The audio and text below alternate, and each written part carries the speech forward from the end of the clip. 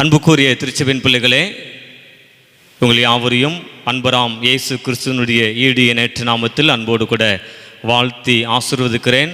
இந்த நாள் செய்திக்காக சற்று நேரம் கவனம் சிதறாமல் ஆண்டவரோடு இணைந்திருக்கும்படி உங்கள் யாவரையும் அன்போடு நான் கேட்கின்றேன். பரிபூரணம் என்று சொல்லப்பட்ட வார்த்தை, அது நிறைவுக்கு அடையாளம். நிறைவான வாழ்வு தருகிற ஆண்டவர் இயேசு இரட்சகர் மாத்திரமே. சகல ஆசீர்வாதமும் இருக்கும், ஆனால் சந்தோஷம், சமாதானம், மன நிறைவு என்பது இருக்காது. இதுதான் உலகத்தில் வாழக்கூடிய மனிதனுடைய சூழ்நிலை. ஆனால் ஆண்டவர் இயேசுவை சொந்த இரட்சகராக ஏற்றுக்கொண்டு ஆராதிக்கிற நம் வாழ்விலே அவர் தரக்கூடிய மேன்மையான ஒரு ஆசீர்வாதம் நிறைவாழ்வு. அதற்கு பெயர்தான் பரிபூரணம். யோவான் இயேசுவுக்கு முன் அடையாளமாய் அனுப்பப்பட்ட ஒரு தேவனுடைய மனுஷர். அந்த யோவான் சாட்சியாக சொல்லும்போது ஒரு காரியம் பதிவிடுகிறார். யோவான் 1ஆம் அதிகாரம் 16ஆம் வசனத்திலே, அவருடைய பரிபூரணத்தினாலே கிருபையின் மேல் கிருபை பெற்றோம் என்று சொல்லப்பட்ட ஒரு வேத வார்த்தை. அப்போ இயேசு என்று சொல்லப்படுகின்ற பொழுதே அவருடைய பெயரில் பரிபூரணம் இருக்கிறது. அந்த பரிபூரணத்தை குறித்து ஒரு 3 காரியம் சுருக்கமாக உங்களுக்கு புரியத்தக்க வகையில் பேச கர்த்தர் பலன் தருவாராக. முதல் காரியம் வாசியுங்கள். சங்கீதம் 16ஆம் அதிகாரம் 11ஆம் வசனத்தை நான் வாசிக்கிறேன், கேளுங்கள். சங்கீதம் 16:11. ஜீவ மார்க்கத்தை எனக்கு தெரியப்படுத்துவீர், உம்முடைய சமூகத்தில் பரிபூரண ஆனந்தம் உண்டு. அன்புக்குரியவர்களே, பரிபூரணம் என்ற தலைப்பு. பரிபூரணம் என்றால் நிறைவான வாழ்வு. நிறைவாழ்வு தருகிறவர் இயேசு இரட்சகர். எங்கே இருந்து அருளுகிறார் அப்படின்னு சொல்லி பார்த்தால் வேதம் சொல்லுகிறது, உம்முடைய சமூகத்தில் பரிபூரண ஆனந்தம் உண்டு. ஆண்டவர் இயேசு இரட்சகர் எழுந்தருளியிருக்கும் இந்த ஆலயத்தில் பரிபூரண ஆனந்தம் உண்டு. உங்க வாழ்க்கையில பரிபூரணப்பட்ட முழுமையான வாழ்வு வேண்டும் என்று சொல்லி விரும்பினால் அது கிடைக்கும் இடம் ஆண்டவருடைய சமூகம், ஆண்டவருடைய ஆலயம். இங்கே சொல்லப்பட்டிருக்கிறது, பரிசுத்தவான்களை குறித்து எழுதப்பட்ட இந்த வேத வார்த்தை, ஜீவ மார்க்கத்தை எனக்கு தெரியப்படுத்துவீர். அப்போ பரிபூரணம் என்றால் என்ன? ஜீவனை பெற்றுக்கொள்வதுதான் பரிபூரணம். இந்த உலகத்தில் ஜீவன் கிடைக்குமா? இந்த உலகத்தில் மனுஷனுடைய ஜீவன் எவ்வளவு நாட்கள்? வேதம் சொல்லுகிறது 70 அல்லது 80. அந்த ஆயுசு நாட்கள் குறைகிறதை தவிர்த்து பெருகவில்லை. அப்போ இந்த உலகத்தில் நம்முடைய ஜீவன் பரிபூரணப்படாது. இந்த உலகத்தில் மாம்சமும் இரத்தமும் ஆகிய இந்த சதையானது விதைக்கப்படும். ஆனால் நம்முடைய வாழ்க்கையில பரிபூரண வாழ்வு என்பது நித்திய ஜீவனை பெற்றுக்கொள்கின்ற ஒரே ஒரு வாழ்க்கை தான். அந்த ஜீவ மார்க்கத்தை, நித்திய வாழ்க்கையை குறித்து ஆண்டவர் கற்றுத்தரும் உன்னதமான இடம் இந்த ஆலயம். அப்ப நாம் புரிந்து கொள்ளக்கூடிய சத்தியம் என்ன? பரிபூரணம் என் வாழ்க்கையில வேண்டும். அந்த பரிபூரண வாழ்க்கை அவருடைய ஆலயத்தில் தான் எனக்கு கிடைக்கும். இந்த ஆலயத்தில் தான் ஜீவ மார்க்கத்தை ஆண்டவர் தெரியப்படுத்தும் சத்தியங்கள் விதைக்கப்பட்டு கொண்டிருக்கிறது. ஜீவ மார்க்கம் என்றால் என்ன? வாசிக்க கேட்ட நற்செய்தி நூலிலே அழகான ஒரு வார்த்தை இருக்கிறது. மத்தேயு 7ஆம் அதிகாரம் 14ஆம் வசனத்திலே, ஜீவனுக்கு போகிற வாசல் இடுக்கமும் வழி நெருக்கமுமா இருக்கிறது, அதை கண்டுபிடிக்கிறவர்கள் சிலர். கண்டுபிடிக்கும் இடம் எது அப்படின்னா இந்த ஆலயம்தான். நிறைய காரியம் இருக்கு. முதல் காரியத்திலேயே பரிபூரணம் எங்கே கிடைக்கும்? ஆண்டவருடைய ஆலயத்தில் கிடைக்கும். யாருக்கெல்லாம் கிடைக்கும்? யாருக்கெல்லாம் கண்டுபிடிக்க தெரியுமா அவங்களுக்கெல்லாம் கிடைக்கும். புரியுதா? இந்த சத்தியத்தில் எவ்வளவு ஆழம் இருக்கு. நித்திய வாழ்க்கையை கண்டுபிடிப்பதற்கான சூழ்நிலைகள் என்ன அப்படிங்கிறது உங்க கையில தான் இருக்கு. உங்க கையில தான் இருக்கு. நீங்க கண்டுபிடிக்கிறவங்களா இருக்கிறீங்களா அல்லது ஆன்சர் தெரியாத பிள்ளைங்களா இருக்கிறீங்களா? தாவீது அழகா சொல்றார், ஜீவ மார்க்கத்தை எனக்கு தெரியப்படுத்துவீர், உம்முடைய சமூகத்தில் பரிபூரண ஆனந்தம் உண்டு, ஆண்டவருடைய சமூகத்தில் பரிபூரணம் உண்டு. அதை கண்டுபிடிக்கிறவர்கள் சிலர், அந்த சிலரில் நீங்களும் ஒருவராக இருக்கிறீர்களா? இன்னைக்கு நாம் எதை தேடுகிறோம்? எப்படி தேடுகிறோம்? எதை நோக்கி ஓடிக்கொண்டிருக்கிறோம்? நம்முடைய தேடுதலும் நம்முடைய ஓட்டமும் எதை ஆழமாக தேடுகிறது? ஆண்டவர் சொல்லுகிற ஒரே காரியம், ஜீவ மார்க்கத்தை, ஜீவனுக்கு போகக்கூடிய பாதையை நீங்கள் அறிந்து கொள்ள வேண்டியது மாத்திரம்தான் அவசியம் என்பதை ஆண்டவர் ஆழப்படுத்துகிறார். ஆண்டவர் ஆழப்படுத்துகிறார். ஆகையினால் ஆலயம் மாறுங்கள், ஆலயத்திலே அமர்ந்திருந்து அவருடைய மெல்லிய சத்தத்தை கேளுங்கள். இந்த வேத வார்த்தைகளில் அநேக கண்டுபிடிக்க வேண்டிய சூழ்நிலைகள் இருக்கிறது. எல்லாவற்றையும் கண்டுபிடிக்க ஆண்டவரே எனக்கு பலன் தாரும் என்று கேளுங்கள், அவர் பலன் தருவார். இந்த இடத்தில் பரிபூரண ஆனந்தம் உண்டு. அதை பெற்றுக்கொள்வதற்கு பாத்திரவானாய் உங்களுடைய அர்ப்பணிப்பு மிக முக்கியம், மிக முக்கியம். இரண்டாவது காரியம், பரிபூரணம் யாருக்கு கிடைக்கும்? வாசியுங்கள், நீதிமொழிகள் 28ஆம் அதிகாரம் 20ஆம் வசனத்தை வாசிக்கிறேன் பாருங்கள். உண்மையுள்ள மனுஷன் பரிபூரண ஆசீர்வாதங்களை பெறுவான். நல்லா புரிஞ்சுக்கோங்க, உண்மையுள்ள மனுஷன், உண்மை இல்லாத மனுஷன் யார் என்பதற்கான பதில் இங்கே இருக்கிறது. ஐஸ்வர்யவன் ஆகிறதற்கு தீவிரிக்கிறவனோ ஆக்கணைக்கு தப்பான். இன்னைக்கு இந்த உலகம் எதற்காக ஓடுகிறது? எதை அதிகமாக தேடுகிறது? எதற்காக அதிகமாக பிரயாசப்படுகிறது என்று சொன்னால், ஐஸ்வர்யம், செல்வம், ஆசீர்வாதம் எனக்கு வேணும். வீடு வேணும், கார் வேணும், பங்களா வேணும், நிலபலன்கள் நிறைய வேணும், அளவுக்கு அதிகமாக வேண்டும் என்று மனுஷன் விரும்புகிறான். வேதம் சொல்லுகிறது, ஐஸ்வர்யவானுகிறதற்கு தீவிரிக்கிறவனோ ஆக்கணைக்கு. உங்களுடைய வேகம், உங்களுடைய தீவிரம் எதை நோக்கி? எதை நோக்கி? உண்மையுள்ள மனுஷன் செல்வத்தை விரும்ப மாட்டான், செல்வத்தை தேட மாட்டான், செல்வத்திற்காக ஒரு மனுஷனை ஏமாற்ற மாட்டான்,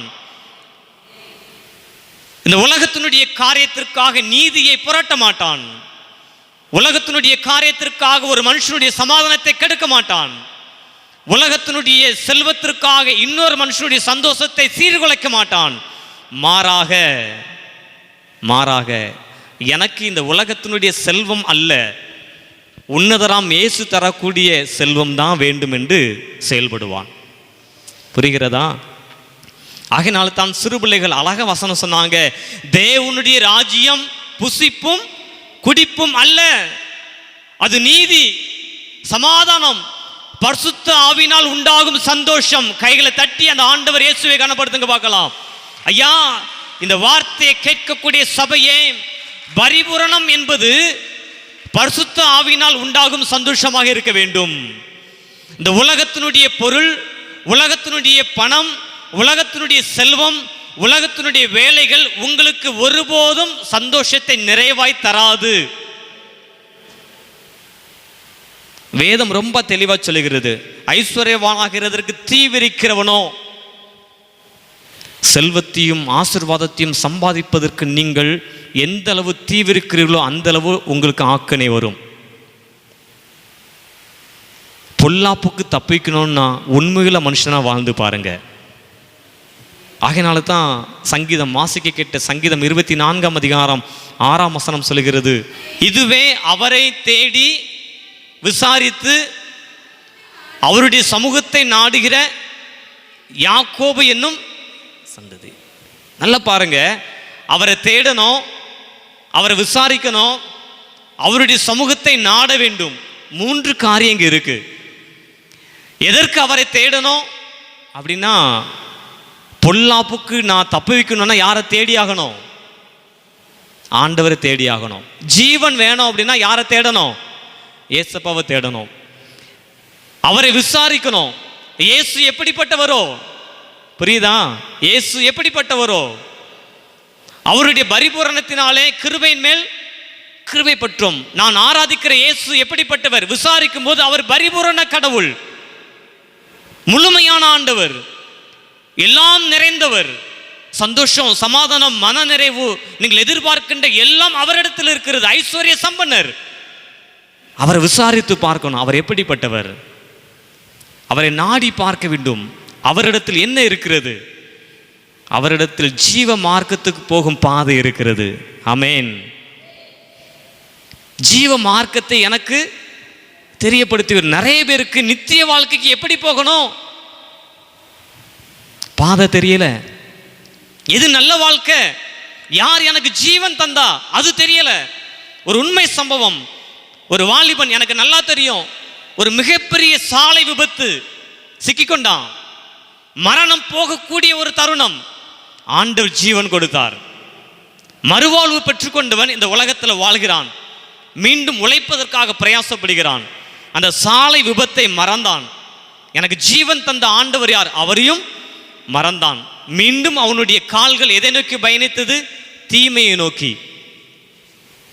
2 மணி நேரத்தில் உங்களால் 50,000 ரூபாய் சேர்க்க முடியுமா? கடன் வாங்க முடியுமா? என்னாலலாம் முடியாது. அந்த மனுஷன் செய்தான். 2 மணி நேரத்தில் 50,000 ரூபாய் நட்பு வட்டாரத்தில் பிரித்தான். எதுக்கு தெரியுமா? ஆன்லைனில் 10 லட்ச ரூபா கடன், ஆன்லைனில் ரம்மி விளாண்டு 10 லட்ச ரூபா கடன். 50,000 ரூபாய் செலுத்தி உள்ளே போனால் 10 லட்ச ரூபாய் செய்யும் கையில் கிடைக்கும். எல்லா கடனையும் அடைச்சிருவேன். பிசாசு காட்டிய பாதை போட்டான். 50,000 ரூபாய் கடன் வாங்கி சாப்பிட்டுட்டே விளாடுறான். சாப்பாடு முடியலை, பணம் காலி. சாப்பாடை வச்சுட்டு அந்த இடத்துல என்ன செஞ்சிட்டான்? ஜீவனை விட்டுட்டான். நல்லா பாருங்க, ஆண்டவருடைய சமூகம் என்பது அவர் ஜீவனுக்கு போகக்கூடிய பாதையை உங்களுக்கு அறிவிக்கும் இடம். உங்களுக்கு ஜீவன் இருக்குன்னா, நீங்க உயிரோடு இருக்கிறீங்கன்னா, நீங்க செஞ்ச தப்புகளுக்கு மத்தியிலையும், தம்பி நீ தப்பான வாழ்க்கை வாழ்ந்துட்டு இருக்க, உனக்கு நல்ல பாதை ஒன்று இருக்கு, நல்ல பாதையை தெரிந்து கொள் என்று ஆண்டவர் பேசக்கூடிய ஒரு இடம் இந்த ஆலயம். அவர் பேச பேச யாரோ சொல்றாங்க, எதுக்கோ சொல்றாங்க அப்படின்னு இருந்தீங்கன்னா, ஒரு நாள் ஜீவன் போகும் பார்த்தீங்களா, உங்க வாழ்க்கை பாதாளத்துக்கு போயிடும். ஆகையினால் தான் சொல்றேன், பரிபூரணம் என்பது ஆண்டவருடைய ஆலயத்தில் கிடைக்கும் ஒரு பாக்கியம். இந்த ஆலயத்திலிருந்து ஜீவ மார்க்கத்துக்கு போகும் பாதையை அவர் தெரியப்படுத்துவார். நீங்கள் தவறான பாதையில் போயிட்டு இருக்கீங்கன்னா, தம்பி நீ போகிறது தப்பு, நீ செய்கிறது தப்பு, இது உன் வாழ்க்கைக்கு ஏற்றதல்ல, இது உன்னுடைய குடும்பத்துக்கு ஏற்றதல்ல, இது உன்னை நம்பி வந்த உன் மனைவிக்கும் உன் பிள்ளைகளுக்கும் உன் தாய் தகப்பனுக்கும் ஏற்றதல்ல, உன் பாதையை சற்று மாற்றிக்கொள் என்று ஆண்டவர் ஜீவ பாதையை காட்டும் இடம் இந்த ஆலயம். இந்த ஆலயத்திலிருந்து நல்ல சத்தியத்தை தான் ஆண்டவர் பேசுவார். ராமன் சொல்லுங்களேன். இன்னைக்கு பேசுறாரு. ஜீவ மார்க்கத்துக்கு போகும் பாதை என்ன, எது சந்தோஷம், எது சமாதானம், எது மனநிறைவு அப்படின்னா, இந்த உலகத்தினுடைய செல்வம் அல்ல, இந்த உலகத்தினுடைய ஆசைகள் அல்ல, மாறாக தேவனுடைய சமூகத்திற்கு உண்மையில மனுஷனாக வாழ்ந்தால் அதுவே உங்களுக்கு மிகப்பெரிய ஆசீர்வாதத்தை தரும் ஐயா, தரும். ஆகையினால் உலகத்தை நோக்கி பார்க்காதிருங்கள். உலகத்தில் நீங்கள் தரித்திரவானா இருக்கலாம், ஆனால் பரமன் இயேசுனுடைய பார்வைக்கு நீங்கள் மிகப்பெரிய ஐஸ்வர்யவான். உலக மனுஷன் உங்களுக்கு ஒன்றுமே இல்லைன்னு சொல்லலாம், ஆனால் இயேசப்பாவனுடைய பார்வையில் நீங்கள் விசேஷித்தவர்கள். இந்த உலகத்தில் உங்களுக்கு ஒன்றுமே இல்லாமல் இருக்கலாம், ஒரு பிடி மண்ணு கூட உங்களுக்கு சொந்தமாக இல்லாமல் இருக்கலாம், ஆனால் பரலோக வீடு உங்களுக்கு ஆயத்தமாக இருக்குது. உண்மையுள்ள மனுஷனாய் வாழ பழகி பாருங்கள், பரிபூரண ஆசீர்வாதத்தை கர்த்தர் தருவார். 3வது காரியம் எப்படி கொடுக்கிறார் அப்படிங்கிறத இங்கே ரொம்ப தெளிவாக ஆண்டவர் எழுதுறாரு. நானே வாசல் அப்படின்னு சொல்லிட்டு ஒரு காரியத்தை சொல்றார். யோவான் 10ஆம் அதிகாரம் 10ஆம் வசனம் பாருங்க. நானோ அவைகளுக்கு ஜீவன் உண்டாயிருக்கவும் அது பரிபூரணப்படவும் வந்தேன். ஹலோ, சத்தம் நல்லா புரியுதா, நல்லா கேக்குதா? பரிபூரணம், வாழ்வு எங்கே கிடைக்கும்? ஆண்டவருடைய ஆலயத்தில் கிடைக்கும். யாருக்கு கிடைக்கும்? உண்மையுள்ள மனுஷனுக்கு கிடைக்கும். எப்படி கிடைக்கும் அப்படின்னா, ஜீவன் கொடுத்து உங்களை பரிபூரணப்படுத்துவார். ஏசப்பா ஜீவன் கொடுத்தாரா இல்லையா? சிலுவையில் தன்னுடைய ஜீவனை உங்களுக்காக, எனக்காக, இந்த மனுக்குலத்துக்காக கொடுத்தார். ஜீவனை கொடுத்தவர் அவர். எதற்கு கொடுத்தார்? எப்படியாவது என்னால் படைக்கப்பட்ட இந்த ஜனம் பரிபூரணப்படணும், எப்படியாவது என் பிள்ளைங்க பரிபூரணப்படணும், நிறை வாழ்க்கையை பெற்றுக்கொள்ள வேண்டும் என்பதற்காக ஆண்டவர் ஜீவன் கொடுத்தார். ஜீவன் கொடுத்தார். இந்த 3 காரியமும் வேதத்தில் ஒரு பெண்மணி சுதந்திரித்து கொண்டாள். அது யார் தெரியுமா? முதல் வேத பாடம் 1 சாமுவேல் 1ஆம் அதிகாரத்தில் வாசித்தோம் அல்லவா? அந்த அன்னாள் என்ற பெண் இந்த 3 காரியத்தையும் தன் வாழ்விலே பெற்றுக்கொண்டாள். பரிபூரண ஆசீர்வாதத்தை பெற்றுக்கொண்ட ஒரு பெண் இந்த அன்னாள். ஆண்டவர் ஆவியில் உணர்த்துவதனால் சொல்லுகிறேன், இந்த செய்தியை கேட்டு ஒரு பெண்ணுடைய வாழ்க்கையில் ஆண்டவர் பரிபூரண சந்தோஷத்தை கொடுக்க போகிறார். நல்ல கைகளை தட்டி நம்ம ஆண்டவர் இயேசுவை கனப்படுத்துங்க பார்க்கலாம். இந்த செய்தி ஒரு பெண்மணியுடைய வாழ்க்கையில் மிகப்பெரிய மாற்றத்தை தரப்போகிறது. இந்த அன்னாள் வசதி வாய்ப்பு நிறைந்த ஒரு குடும்பத்தில் பிறந்தவள். ஆண்டவருடைய ஆலயம் நோக்கி அவரை தரிசிக்க சென்றவள். ராமதாயமிலிருந்து சீலோவாம் நோக்கி பயணப்பட்டவள் இந்த அன்னாள். வேதம் மிக தெளிவாக சொல்லுகிறது. 1ஆம் அதிகாரம் 10ஆம் வசனத்திலே பாருங்கள். வேண்டாம், 1ஆம் அதிகாரம் 5ஆம் வசனம் வாசிக்கிறேன். 1 சாமுவேல் 1:5. அன்னாளை சிநேகித்தபடியினால் அவளுக்கு இரட்டிப்பான பங்கு கொடுப்பான். நல்லா புரியுதா? எல்கானாவுக்கு 2 மனைவிகள். ஒருத்தி பெயர் பெனினாள், இன்னொரு பெண் பெயர் அன்னாள். இந்த எல்கானா அன்னாளுக்கு இரட்டிப்பான சுதந்திரத்தை கொடுத்தான். இது வருஷந்தோறும் நடக்கக்கூடிய ஒரு நிகழ்வு. எல்கானா மிகப்பெரிய ஐஸ்வர்யவான், செல்வந்தன். அந்த செல்வத்திலிருந்து இரட்டிப்பான சுதந்திரம் யாருக்கு கொடுத்தான்?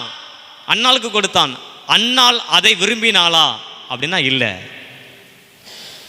அன்னாள் விரும்பியது எல்லாம் தேவனுடைய ஆலயம் மாத்திரமே. இந்த எல்கானா கொடுத்த உலகத்தினுடைய செல்வத்தை இந்த அன்னாள் என்ன செய்யல? துளியளவும் நேசிக்கவில்லை. இது எங்கே தெரிகிறது தெரியுமா? 9ஆம் வசனம் வாசிக்கிறேன் பாருங்க.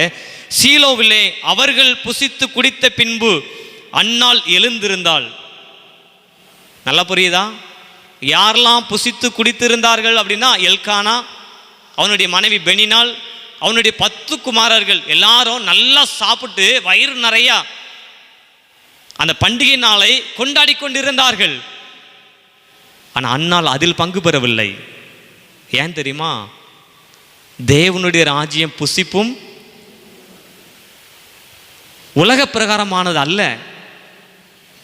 நான் தேவ சமூகத்தில் போய் எந்த அளவு என்னை அர்ப்பணிக்கிறேன், ஜீவ மார்க்கத்தை தெரியப்படுத்தும் இடத்துல என்னுடைய அர்ப்பணிப்பினுடைய ஆழம் என்ன?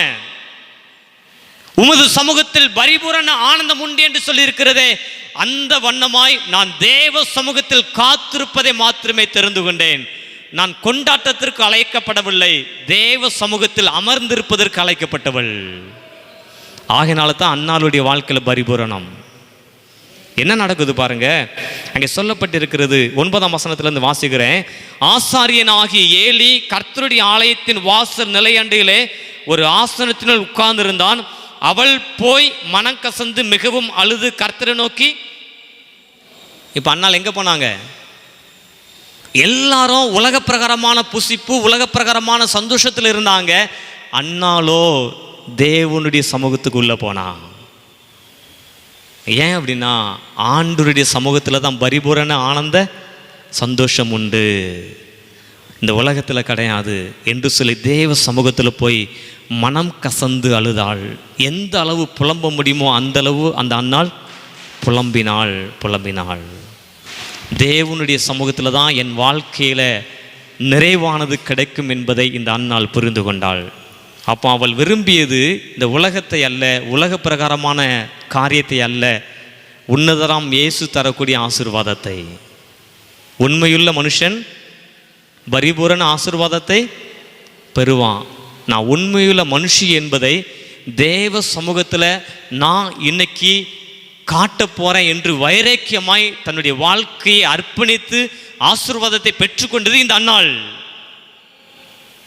உங்கள் வாழ்க்கையில் நிறைவு இல்லைன்னா, பரிபூரணம் இல்லைன்னா, தேவனுடைய ஆலயத்தில் வந்து அவரை தேடுகிற, விசாரிக்கிற, நாடுகிற சந்ததியாய் மாறி பாருங்கள். உண்மையுள்ள மனுஷனாய் மனுஷியாய் மாறி பாருங்கள். உங்க வாழ்க்கையை கர்த்தர் ஆசீர்வதிப்பார் ஐயா. ஆசீர்வாதம் உங்களை தேடி வரும்.